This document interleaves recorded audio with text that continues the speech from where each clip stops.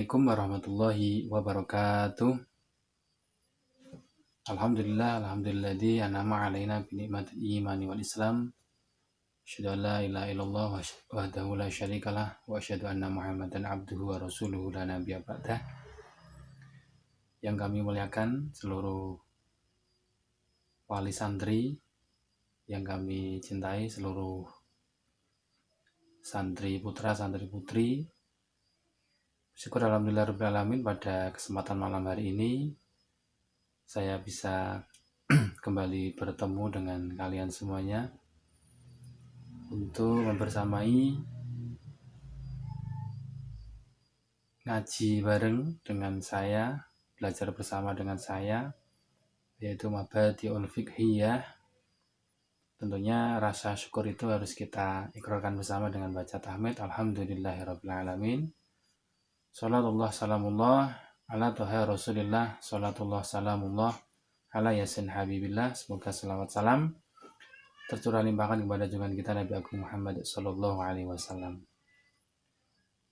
Santriwan santriwati yang dimuliakan oleh Allah Subhanahu wa taala, sebelum kami awali untuk ngaji Mabadi'ul Fiqhiyah, perlu kami sampaikan bahwa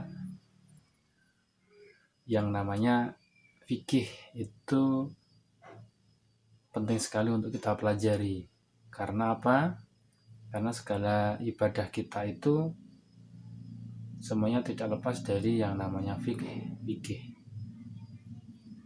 Kenapa dikatakan fikih? Fikih itu sebuah pemahaman tentang tata cara ibadah kita kepada Allah Subhanahu wa taala. Jadi fikih dengan syariah itu dua hal yang berbeda. Kalau syariat itu jelas tidak ada perbedaan pendapat. Tapi kalau fikih itu sebuah pemahaman yang mana pasti ada beberapa jalan, ada beberapa mazhab yang berbeda pendapat tentang pelaksanaan daripada manhaj itu, jalan-jalan untuk menuju ibadah itu. Jadi itu namanya fikih. Pasti fikih itu terjadi perbedaan pendapat. Ya, kalau kita mayoritas ulama Syafi'i, penganut ulama Syafi'i, maka kita juga harus mempelajari tentang fikih itu dari madhab Syafi'i.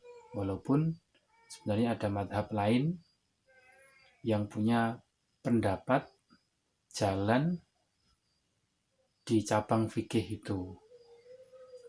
Ya, contohnya saja, kalau Imam Syafi'i kan kalau bersentuhan dengan laki-laki dan perempuan akan membatalkan wudhu.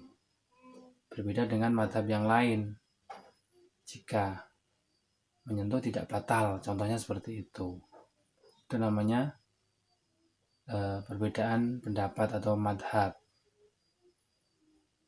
Kenapa kita perlu belajar fikih? Karena setiap ibadah kita itu pasti tidak lepas dari yang namanya fikih. Contohnya saja, kita mau berwudu, kita mau sholat dulu ya, kemudian kita berwudu dulu. Ketika wudu kita baik, ketika wudu kita itu benar, syah menurut tata cara yang sudah ditetapkan, maka kita menuju sholat, insya Allah sholat kita juga kalau benar, insya Allah diterima dan syah menurut tata cara yang sudah berlaku. Tapi kalau kita wudhunya saja belum benar, umpama taruhlah ketika kita wudhu, ketika mengusap wajah hanya sebagian saja, contohnya begitu, tidak sampai permukaan wajah yang benar itu sampai mana.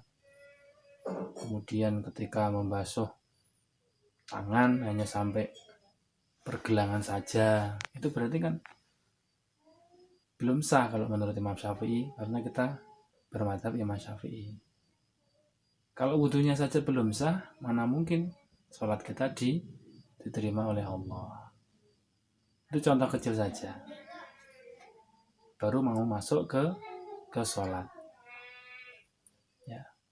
wudhu dulu benar, kemudian baru masuk ke sholat. Setelah itu kita juga harus tahu tata caranya sholat yang benar itu bagaimana. Ya, rukun sholat yang pertama apa? Ya, niat. Jadi sholat itu harus ada niatnya. Walaupun sebenarnya niat itu juga boleh. Tidak dilafalkan boleh dalam hati, tapi melafalkannya, usolli umpamanya. Usolli fardhul isya'i arba'a raka'ati mustaqbilal qiblati ada ma'muman lillahi ta'ala. Itu sebenarnya sunnah. Tetapi itu untuk menuntun hati kita agar dalam hati pun juga punya niatan untuk melaksanakan sholat itu. Kalau yang saya sampaikan tadi, usolli fardhul isya'i berarti sholat isya. Jadi hatinya harus punya niat untuk melaksanakan sholat isya. Ya, itu pun harus disertai dengan takbiratul ihram. Padahal yang namanya niat itu menyengaja sesuatu berbarengan dengan yang pertama kali. Ya, jadi contohnya Allahu Akbar, itu kan takbiratul ihram. Ya, jadi niat kita dalam hati untuk sholat isya, kemudian sambil Allahu Akbar. Contohnya seperti itu. Niat kita menyengaja untuk sholat isya, kemudian dibarengkan dengan takbiratul ihram, rukun yang pertama kali. Qasdu syai'in muqtarunan bi fi'lihi, menyengaja sesuatu dibarengkan dengan perbuatannya tadi. Itu sebenarnya yang namanya niat seperti itu. Jadi hatinya kerentek, kalau dalam bahasanya kerentek gitu, niat dalam hati, jadi Allah dibarengkan dengan Allahu Akbar.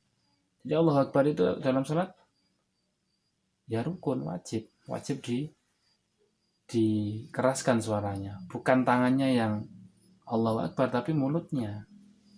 Nanti kalau kita sudah belajar fikih kita akan tahu. Ada juga yang salah kaprah bahwa ketika Allahu Akbar itu tidak mengucapkan Allahu Akbar, cuma tangannya saja. Padahal yang paling benar adalah yang penting hafalnya, bukan gerakan tangannya yang diangkat. Gerakan tangan yang diangkat itu sunnah saja. Umpama pun kita Allahu Akbar langsung begini pun boleh, tanpa mengangkat tangannya, boleh saja. Jadi itu tujuannya kita belajar fikih, biar tahu tata caranya yang baik dan benar. Itu baru mau masuk ke dalam sholat saja. Wudhunya harus benar, tata caranya yang harus benar, sholatnya juga harus benar, bacaannya, rukunnya, rukun fi'liyah, rukun qauliyahnya juga harus tahu. Itu makanya nanti kita belajar yang namanya mabadi'ul fiqhiyah itu sebenarnya fikih dasar saja. Walaupun dasar, kitabnya kecil, tapi itu sebenarnya juga sangat penting bagi kehidupan sehari-hari. Amaliyah kita sehari-hari itu yang perlu kita perhatikan. Karena kata Rasul, amal yang nanti pertama kali dihisab oleh Allah Subhanahu wa taala adalah sholatnya dulu itu bagaimana. Kalau sholatnya baik, insya Allah yang lain ikut baik, karena itu rukun Islam. Ya, jadi sholatnya baik, yang lain insya Allah ikut baik. Tata cara sholat itu masuk dalam fikih, tata cara wudhu itu masuk fikih, kemudian tata cara puasa dan sebenarnya itu namanya masuk fikih. Nah, nanti kita pelajari bersama-sama. Itu sedikit pembukaan dari saya, Ustadz Muin. Banyak salah, mohon maaf yang sebesar-besarnya. Kita sambung di lain waktu. Akhirul kalam, ihdinas shiratal mustaqim, wallahul muwaffiq ila aqwamit thoriq. Assalamualaikum warahmatullahi wabarakatuh. Ya, saya persembahkan untuk istri tercinta selamat hari pernikahan istriku Aisyah.